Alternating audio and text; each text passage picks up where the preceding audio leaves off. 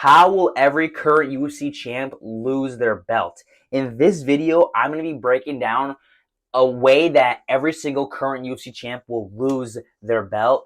Everybody thinks that certain guys are unbeatable. That is not true. They just haven't found their match yet. And I'm going to be giving you guys the way that every single current UFC champ is going to lose, okay? So let's get right into the video, starting off with the flyweight champ, Alexandre Pantoja. Pantoja is a very, very, very good fighter. He's very dominant, has very good jiu-jitsu. Surprisingly, he showed that he has very good striking against Kai France. But there are many ways that he can lose. And the biggest way is if he fights a guy that's a very good pressure fighter. That's it. Okay, hear me out. If you watch all of Pantoja's last couple fights, if you watch him against Moreno, whenever Moreno pressured him, he didn't like that one whatsoever. Okay? He is not a good counter fighter. If Pantoja is getting countered, he's not going to like that whatsoever. So if he gets countered, he will struggle really bad. So if we find, I don't know who the guy's going to be, but if we find a guy that's able to pressure Pantoja, throw combos from every angle, cut angles, real good, because he's not good at defending that kind of stuff either. And once Pantoja is getting pressure and he doesn't like the way he's feeling, he shoots for that takedown, he clinches up, he tries to trip you, so he can get your back, submit you on the ground, because he's very strong with his jiu-jitsu. So if we find a guy that's able to pressure him, piece him up, and reject those takedowns right away. Whenever Pantoja is getting backed up, then he shoots for a takedown because he's not comfortable there. And then someone to reject that, push him away, keep piecing him up. Pantoja is a very good striker while he is pressuring. If he's not pressuring, he sucks on the feet. So if we find a guy that's very good at pressuring, rejecting those takedowns, that is the way Pantoja is going to lose his belt. And honestly, I think Joshua Van's going to do a very good job at that. I'm not saying that he is going to for sure win, but Pantoja has good cardio. He's very durable. He can fight for a while. But if he's constantly getting pressured and hit and beat on, he's not going to last too long. So maybe Joshua Van is the guy for that. Maybe he could reject Pantoja's takedowns. I don't know. Pantoja's a surprisingly good wrestler and very good at jiu-jitsu. So we need to find a guy that's very good at rejecting takedowns. But that is the way Alexandre Pantoja would lose his belt. Moving on to the bantamweight champion, Merab Dvalishvili. Okay, this is probably one of the hardest ones to be able to beat. Okay, hear me out now. Merab, skill for skill, he is not that talented. This is just my opinion. Okay, Merab is not that talented. What he has is his pace and his cardio. His pace and cardio is another freaking level. So he can outwork anybody in the UFC, even Khamzat Chimaev. He can outwork damn near anybody. He just keeps going, and then he looks like he's better skill for skill because those guys are exhausted. Okay. So Merab likes to walk forward, try to take him down, just outwork him with his cardio because he's a freaking gas tank himself. But if you go back to when he fought Umar Nurmagomedov, in the beginning, first 2 to 3 rounds, Umar was walking him down, outstriking him, and was beating the piss out of Merab. In the beginning, I was excited because I wanted Umar to win. Umar looked like he was another level, and he was going to be the guy to stop Merab. But unfortunately, he got gassed out. His cardio went down the fucking drain, and Merab ended up pressuring him and beating him and making it a little easy. The reason he made it look easy is because Umar's cardio wasn't up to date, okay? So if we can find a guy, and honestly, I think Umar might be the guy in the rematch. If Umar is able to just outstrike him, okay, I think that a lot of guys are able to out-wrestle Merab Dvalishvili, okay? Not in the 5th round, but in the first couple rounds, skill for skill, they are, okay? Like Ilia even said, Merab's not the most talented guy when he's training, but when he gets in a fight, that's where he beats you because he outpaces you. He outworks you. So if we saw Umar was outstriking him, if we can find a guy to outstrike Merab, keep that pace up, walk him down, hit him from every angle. Merab got dazed a couple times against Umar, and he laughs about it, but he's laughing because it hurt. Okay? And Umar did out-wrestle him in the first 2 rounds. He did. He almost took him down. I think he might have taken, I don't remember for sure, but I think he was just out-wrestling him all around, okay? But because Merab's not that good of a skill for skill fighter, okay? So if we find a guy that has the same cardio and pace, or even better, kind of like Khamzat, they will beat Merab Dvalishvili. They can outskill him and have that cardio to keep that skill throughout the whole 5 rounds. So if they do kind of what Umar did, where they just outstrike him, keep the distance, because Umar's a little longer, piece him up, it'll daze Merab. And if Merab gets a little too worried on the outside, he'll try to come in and try to take you down. stuff those takedowns, maybe give it back and take him down, and keep that pace that Merab has up through all 5 rounds, easily they will be able to beat Merab. The reason why this is the hardest one, though, I think, is because to get Merab's pace is fucking damn near impossible. It's so hard. And that's what I'm saying. But Umar did take a long break. I know he's fighting Batista. We'll see how he does against him. I think he's an absolute maul, Batista. But I want to see him against Merab after Merab beats Corey Sandhagen. And I think he has the best shot to get that belt.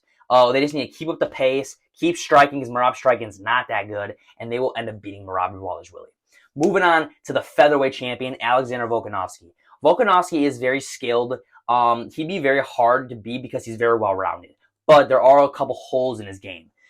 The biggest hole that everyone can point out is when he's striking and someone throws it back and he leans back a lot, okay? Chin wide open. So Alexandre Volkanovski, he's very good on the ground. He's very good on the feet too.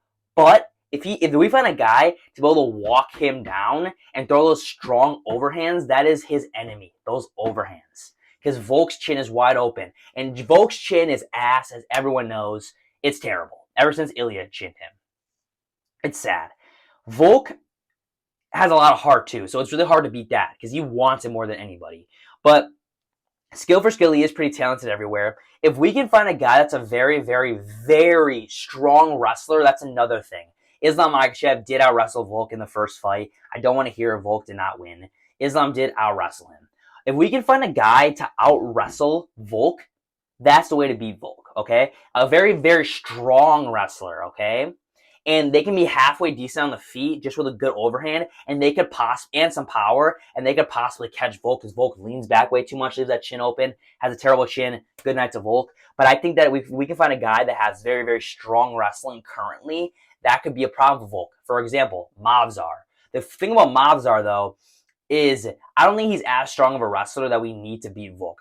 I know you guys don't think I'm crazy for saying that. I really don't believe that. I think Aljo does a lot better against Volk than Mavzar does. Because I think Aljo beats Mavzar in a rematch. Because Volk does a very good takedown defense. Very, very, very strong. But we need a relentless guy to keep shooting for those takedowns, kind of like Khamzat Chimaev. We need a guy like that to be able to back him up because he's not a good counter. Well, he's a good counter puncher, but he leaves his chin open. So a guy to be able to back him up, defend those shots, take them, and then throw that overhand and catch them, and then take them down if needed. Be a very, very strong, physically strong, and very strong wrestler. That's the way to victory against Volk.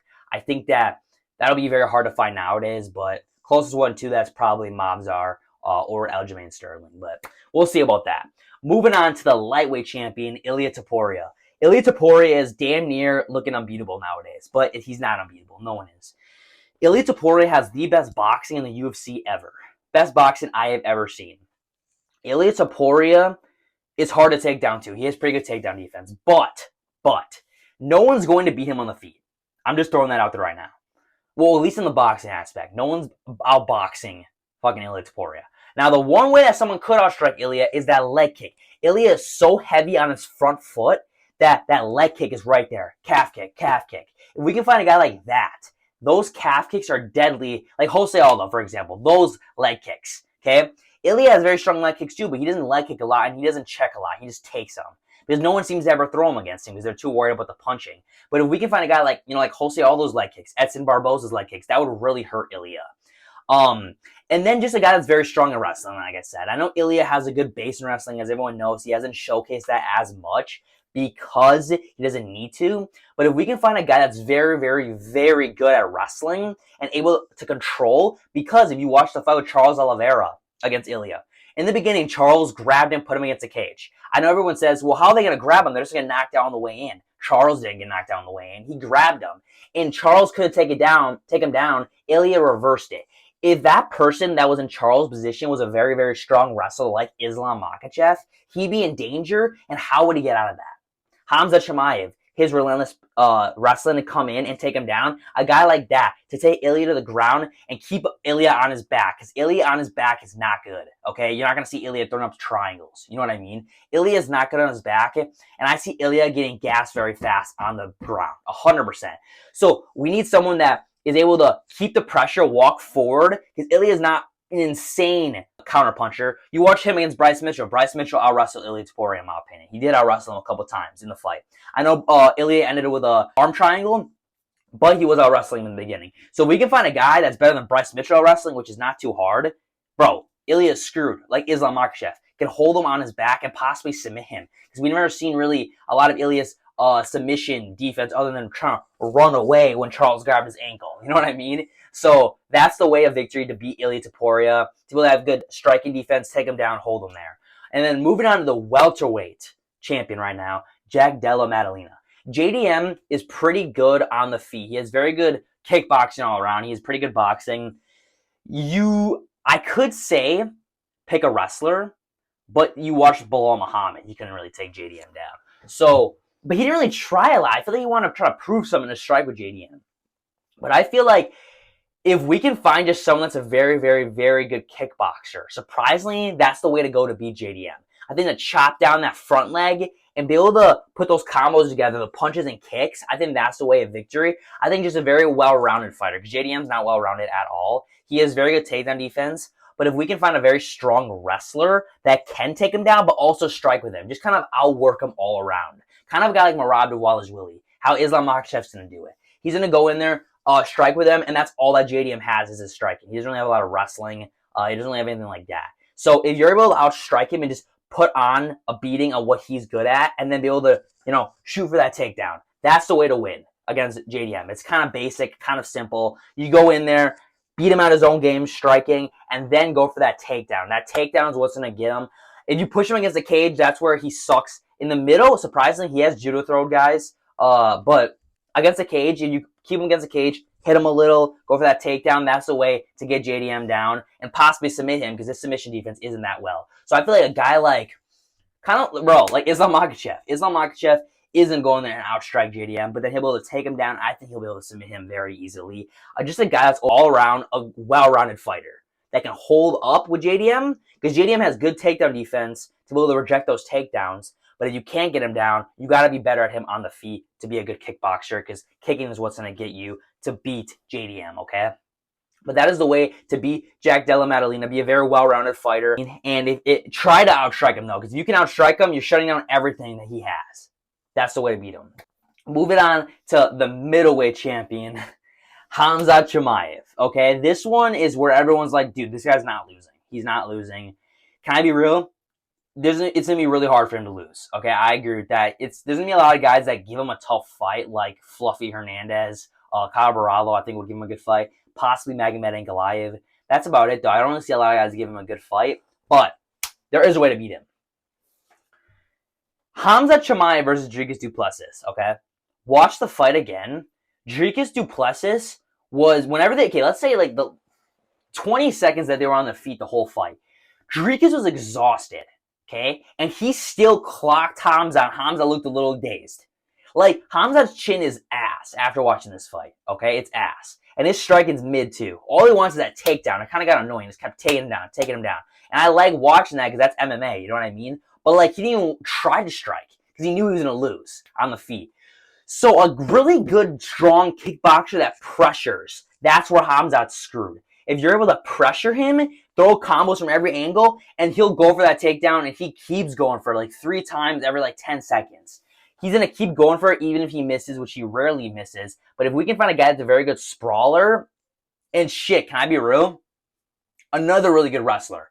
Throw another really good wrestler at Khamzat, they'd be able to beat Khamzat, because Khamzat's wrestling defense is ass. His grappling defense is ass. He cannot sprawl for crap, which is really surprising. You watch DDP, got him in a couple positions sometimes. You know what I mean? It was weird. So, a really well-rounded fighter, but a guy that's able to have really good takedown defense, outstrike Khamzat, just piece him up on the feet. If he comes in for that takedown, go that flying knee right there. There's a knee right there. But also a very strong wrestler to wrestle Khamzat, because Khamzat's really has really good scrambles, but his defense is ass. So they'd be able to come back with it. He wouldn't expect that to take him down right away, because his takedown defense sucks. Wrap that double leg, lock it. He's not getting out of that. Trust me, he's not. But I wouldn't really try to wrestle him as much, because he does have good scrambles. He does have good ways to get out of that. The best way is to outstrike him, keep him at distance, and if you try to shoot a long takedown, reject that takedown with your good takedown defense. That's the way to beat Khamzat Chimaev. Literally just be there, be smart, be watching. Every time he shoots for that takedown, reject it. And then throw a ton of combos on the feet. You'll get the KO. I guarantee it, okay? Moving on to the light heavyweight champion, Magomed Ankalaev. Now, Magomed, honestly, probably would be the hardest guy to beat. Now, hear me out. Honestly, the reason I'm saying this is because he's a very well-rounded fighter, okay? And he doesn't have a lot of flaws if you really look at it. Khamzat, okay?